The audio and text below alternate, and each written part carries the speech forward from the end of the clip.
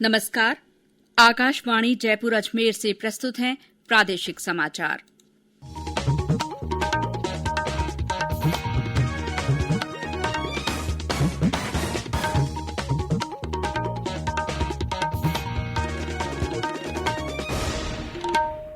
मुख्य समाचार।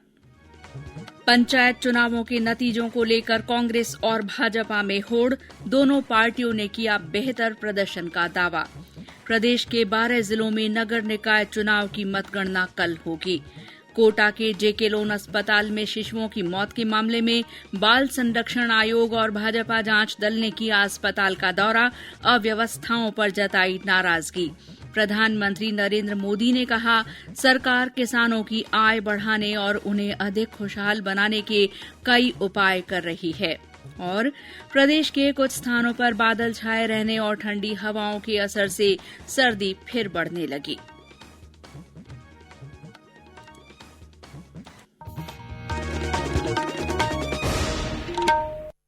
समाचारों के साथ मैं शीला चावला। कोविड-19 महामारी के खिलाफ देश एकजुट होकर लड़ रहा है। आप भी हमारे साथ सुरक्षा और बचाव के 3 आसान एहतियाती उपायों का संकल्प लें। मास्क पहनें, 2 गज की दूरी है जरूरी, सुरक्षित दूरी बनाए रखें, हाथ और मुंह साफ रखें। और अब समाचार विस्तार से। कांग्रेस ने पंचायत चुनावों के नतीजों को लेकर भाजपा पर भ्रम फैलाने का आरोप लगाया है। प्रदेश कांग्रेस अध्यक्ष गोविंद सिंह डोटासरा ने आज जयपुर में संवाददाताओं को संबोधित करते हुए कहा कि भाजपा के मुकाबले कांग्रेस को ज्यादा वोट मिले हैं। उन्होंने स्वीकार किया कि कोरोना सहित कुछ अन्य कारणों से कांग्रेस के पंचायत समिति तथा जिला परिषद सदस्य कम जीत पाए। पंचायत समिति और जिला परिषद के सदस्यों के चुनाव करीब 1 साल बाद में, जिसके कारण से पहली बार राजस्थान में चाहे भाजपा हो चाहे कांग्रेस हो, इसके अलावा निर्दलियों का बहुत बड़ा वोट बैंक करीब 28 लाख के लगभग हुआ है। तो ये जो अंतर निर्दलियों का ज्यादा बढ़ा, वो अंतर इन एक साथ चुनाव नहीं होने के कारण से हुआ है। गाँव का वोट प्रतिशत कम हुआ, जो थोड़ा बहुत हम उम्मीद करते थे कि हमारी सरकार भी है, अच्छा काम कर रही है, उस तरीके का परिणाम की जो अपेक्षा हम करते थे, उसमें जो कमी आई वो प्रमुख बात ये थी कि 8 महीने से मार्च के बाद में कोरोना आने के कारण से सरकार की योजनाओं को गांव-गांव ढाणी-ढाणी तक नहीं पहुंचा पाए। श्री डोटासरा ने उम्मीद जताई कि नगर निकाय चुनाव के परिणाम कांग्रेस के पक्ष में आएंगे। उन्होंने कहा कि जल्द ही पार्टी की प्रदेश कार्यकारिणी भी चुनी जाएगी। दूसरी ओर प्रदेश भाजपा अध्यक्ष सतीश पूनिया ने कहा कि मुख्यमंत्री जनादेश को स्वीकार करने के बजाय उसका अपमान कर रहे हैं। उन्होंने कहा कि जिला परिषद और पंचायत समिति के सदस्यों में भाजपा आगे रही और इतिहास में पहली बार ऐसा हुआ जब विपक्षी दल को इतनी बड़ी जीत मिली है। उन्होंने कहा कि जिन मुद्दों को लेकर कांग्रेस सत्ता में आई है, उन्हें भूल गई है। इन चुनाव में किसानों ने, नौजवानों ने भरपूर तरीके से पार्टी का समर्थन किया और कांग्रेस पार्टी को नकार दिया, क्योंकि ये किसानों की कर्जा माफी को लेकर सत्ता में आए थे, बेरोजगारों को बेरोजगारी भत्ता रोजगार के नाम पर आए थे। राजस्थान के ऐसे लाखों नौजवान आज भी इंतजार कर रहे हैं कि सरकार कब भर्तियां निकालेगी। 2.5 लाख संविदा कर्मी इंतजार कर रहे हैं कि सरकार ने हमें आश्वासन दिया था, उसका क्या हुआ। किसानों का संपूर्ण कर्जा माफी कांग्रेस पार्टी के अंतर्राष्ट्रीय नेता राहुल गांधी जी ने 10 की गिनती गिनी थी, अभी तक जवाब नहीं है। वरिष्ठ नेता घनश्याम तिवाड़ी आज फिर भाजपा में शामिल हो गए हैं। भाजपा प्रदेश अध्यक्ष डॉक्टर सतीश पूनिया ने आज जयपुर स्थित पार्टी कार्यालय में श्री तिवाड़ी का स्वागत किया और पार्टी में उनकी वापसी की घोषणा की। डॉक्टर पूनिया ने कहा कि केंद्रीय नेतृत्व के निर्देश पर श्री तिवाड़ी वापस भाजपा में आए हैं। इस मौके पर श्री तिवाड़ी ने कहा कि वे कभी कांग्रेस में शामिल नहीं हुए। उनकी जड़ें भाजपा से जुड़ी हैं और उनके जो मुद्दे रहे उन्हें केंद्र सरकार पूरा कर रही है। और पूरे जीवन भर जिन सिद्धांतों के लिए लड़ते रहे, उस सिद्धांतों को वास्तविक स्वरूप में कागज पर उतारा और लागू किया। इसके लिए श्री नरेंद्र मोदी जी और भारत की केंद्रीय भारतीय जनता पार्टी ने वो काम किए हैं जो इतिहास में अमिट अक्षरों में लिखे जाएंगे। उसके बाद में भारतीय जनता पार्टी से बाहर रहना मेरी एक छटपटाहट थी। मैं बाहर नहीं रह सकता था, इसलिए हमारे जीवन की सारी जो तमन्नाएं थी वो तमन्नाएं हमारी पूरी हुई और केंद्रीय नेतृत्व और राजस्थान की इकाई दोनों को मैं बहुत बहुत धन्यवाद देना चाहता हूं। और ये मेरा घर वापसी नहीं, मैं घर में ही हूं, घर में ही था और घर में ही रहूंगा। प्रदेश के 12 जिलों के 50 नगर निकायों में कल मतगणना होगी। ये काम सुबह 9 बजे से शुरू होगा। कल ही सभी परिणाम घोषित होने की उम्मीद है। इसके बाद 14 दिसंबर को अध्यक्ष के चुनाव के लिए अधिसूचना जारी की जाएगी। नामांकन पत्र 15 दिसंबर दोपहर 3 बजे तक भरे जा सकेंगे। अगले दिन इनकी जांच होगी, जबकि 17 दिसंबर को नाम वापस लिए जा सकेंगे। अध्यक्ष के चुनाव के लिए मतदान 20 दिसंबर को और उपाध्यक्ष का निर्वाचन 21 दिसंबर को होगा।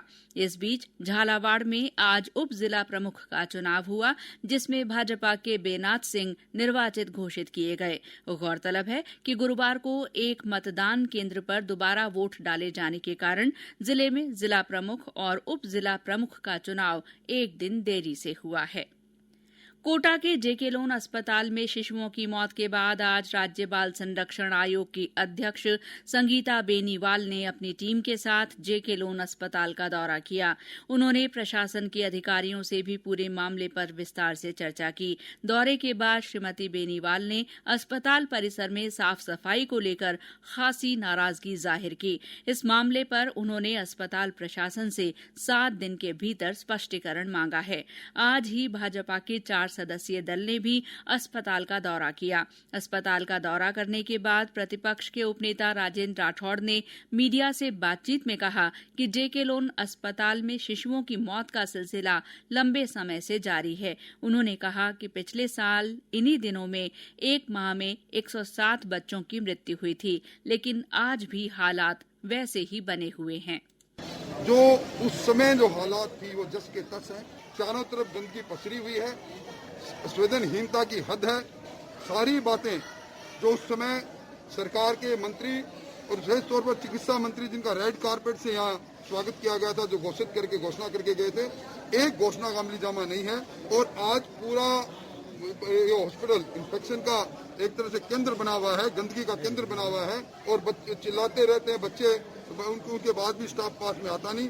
इस पूरे मामले को अगर देखा जाए, बच्चों के मौत के लिए ये राजस्थान की सरकार जिम्मेवार है।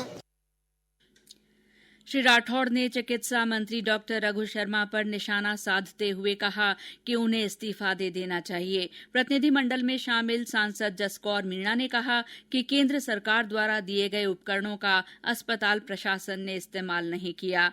एमएलए एमपी फंड से 75 लाख रुपए के वेंटिलेटर खरीदे गए थे, जिनका कोई अता पता नहीं है। जांच करने गए भाजपा प्रतिनिधियों का कांग्रेस कार्यकर्ताओं ने विरोध किया, जिसके बाद पुलिस को बल प्रयोग करना पड़ा। इससे पहले कल रात राज्य सरकार द्वारा गठित कमेटी ने भी अस्पताल का दौरा कर व्यवस्थाओं का जायजा लिया। ये समाचार आकाशवाणी जयपुर अजमेर से प्रसारित किए जा रहे हैं। समाचारों में आगे हैं कोविड, लोक अदालत और मौसम संबंधी समाचार, लेकिन पहले ये संदेश। कोरोना की वैक्सीन को ढूंढ रहा जग सारा, जब तक इसकी खोज पूरी ये पैगाम हमारा। जब तक दवाई नहीं तब तक ढिलाई नहीं, जब तक दवाई नहीं तब तक ढिलाई नहीं। समाचारों में आपका फिर स्वागत है। प्रधानमंत्री नरेंद्र मोदी ने देश में कोविड-19 महामारी के प्रकोप से उतार चढ़ाव के बावजूद आर्थिक सुधारों की रफ्तार पर प्रसन्नता व्यक्त की है। आज नई दिल्ली में भारतीय उद्योग और वाणिज्य मंडल परिसंघ फिक्की की 93वीं वार्षिक आम बैठक में श्री मोदी ने कहा कि आर्थिक सुधारों के तहत अनावश्यक बाधाओं को दूर किया जा रहा है और कृषि क्षेत्र इसका एक उदाहरण है। श्री मोदी ने कहा कि सरकार किसानों की आमदनी बढ़ाने और उन्हें अधिक खुशहाल बनाने के लिए कई कदम उठा रही है। उन्होंने कहा कि आज भारत के किसान अपनी उपज को मंडियों के साथ साथ उनके बाहर भी बेच सकते हैं और डिजिटल मंच के जरिए भी कृषि पदार्थों की बिक्री की जा सकती है। श्री मोदी ने कहा कि वैश्विक महामारी के दौर में भारत ने लोगों की जीवन रक्षा के कार्य को प्राथमिकता दी और महामारी से निपटने के लिए कई अभूतपूर्व कदम उठाए। देश में कोविड से स्वस्थ होने की दर बढ़कर 94.89% हो गई है। पिछले 24 घंटे में 33,494 रोगी ठीक हुए हैं। स्वास्थ्य मंत्रालय ने बताया कि देश में अब तक 93,24,000 से अधिक कोविड रोगी ठीक हो गए हैं। इस समय 3,59,819 सक्रिय मरीज हैं। केंद्र सरकार द्वारा कोरोना के बारे में जन जागरूकता आंदोलन चलाया जा रहा है। कोरोना से बचाव के संबंध में जानकारी देते हुए नई दिल्ली के सफदरजंग अस्पताल की विशेषज्ञ डॉक्टर रूपाली मलिक ने कोविड दौर में पूरी सावधानी बरतने की अपील की है। अगर आप घर से बाहर निकलते हैं तो मास्क पहनना बहुत ही जरूरी है। और पार्क में जाके, अगर पार्क में एक आइसोलेटेड कॉर्नर में बैठ के बाकी लोगों से डिस्टेंस मेंटेन करके आप मास्क हटा के थोड़ा योगा करना चाहते हैं, वो आप कर सकते हैं। तो अगर आप एक ग्रुप में योगा करते हैं तो एक तो आप सोशल डिस्टेंस को जरूर मेंटेन करें और मास्क को लगा के ही अगर आप व्यायाम कर सकते हैं तो करें, क्योंकि अगर आप ग्रुप में हैं, इवन अगर पार्क में है, तब भी तो संक्रमण होने के चांसेस हो सकते हैं। इसी के तहत आकाशवाणी जयपुर के समाचार बुलेटिनों में विशेष श्रृंखला जनता का संदेश जनता के नाम चलाई जा रही है। इसमें सुनिए हमारे एक और श्रोता का संदेश। नमस्कार, मैं राकेश कुमार सिलोरा, कक्षा 9 राजकीय उच्च माध्यमिक स्कूल सावा बाड़मेर। आपसे हाथ जोड़कर निवेदन करता हूँ कि कोरोना महामारी को हल्के में ना ले। बाहर जाते समय मुंह पर मास्क लगाकर रखें। अपने हाथों और मुंह को बार बार साबुन से धोते रहें। किसी से मिलते समय 2 गज की दूरी बनाए रखें। यही कोरोना की असली वैक्सीन है। अधिक जानकारी के लिए आकाशवाणी सुनते रहें। धन्यवाद। विशेष योग्यजन के मतदाता सूची में नाम जुड़वाने के लिए आज प्रदेश भर में विशेष शिविर लगाए गए। हमारे हनुमानगढ़ संवाददाता ने बताया कि शहर के मूक बधिर और अंध विद्यालय में आयोजित विशेष शिविर में नए मतदाता बने 19 वर्षीय विशेष योग्यजन नूर नबी का माला पहनाकर स्वागत किया गया। गौरतलब है कि प्रदेश में 21 दिसंबर तक मतदाता सूचियों का नवीनीकरण अभियान चलाया जा रहा है। भरतपुर में आज राष्ट्रीय लोक अदालत का आयोजन किया गया। जिले की सभी अदालतों और एडीआर सेंटर में लगाए गए अलग अलग शिविरों में वर्षों से राजस्व संबंधी प्रकरणों के अलावा बैंक, बिजली, जलदाय, दुर्घटना और लंबित आपसी विवादों का निस्तारण हुआ। और अब मौसम। प्रदेश में कुछ स्थानों पर बादल छाए रहने और ठंडी हवाओं के कारण सर्दी फिर बढ़ने लगी है। अधिकतर स्थानों पर पारा नीचे आ गया है। आज सबसे कम 5.4 डिग्री सेल्सियस न्यूनतम तापमान माउंट आबू में दर्ज किया गया। मौसम विभाग ने कहा है कि आज पूर्वी राजस्थान में बादल छाए रहेंगे और कोटा तथा भरतपुर संभाग में हल्की बारिश की संभावना है। विभाग ने आज भी तापमान में 3 से 5 डिग्री सेल्सियस तक की गिरावट की संभावना जताई है। और अंत में मुख्य समाचार एक बार फिर। पंचायत चुनाव के नतीजों को लेकर कांग्रेस और भाजपा ने बेहतर प्रदर्शन के दावे किए हैं।